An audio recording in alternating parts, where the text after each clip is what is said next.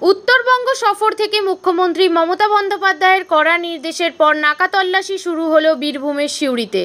14 নম্বর জাতীয় সড়ক থেকে সিউড়ি শহরে ঢোকার প্রধান রাস্তাতেই এই নাকা তল্লাশি শুরু হয়েছে। রাস্তা দিয়ে আসা সমস্ত যানবাহনকে দাঁড় করিয়ে তল্লাশি চালানো হচ্ছে। শহরে যাতে কোনো অপ্রীতিকর ঘটনা না ঘটে বা বাইরে থেকে কোনো ব্যক্তি সন্দেহভাজনভাবে কিছু যাতে না নিয়ে আসতে পারে, সে কারণেই এই নাকা তল্লাশি।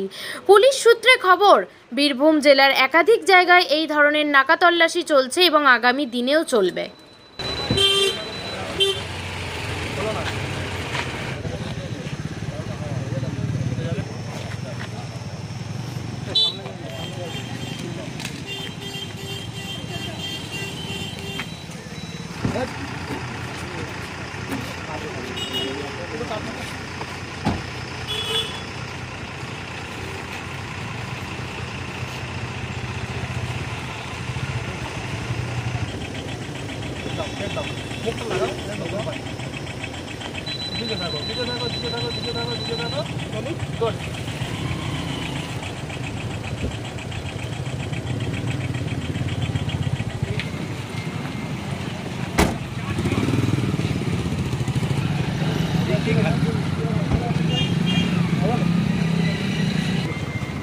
भाई लगा भाई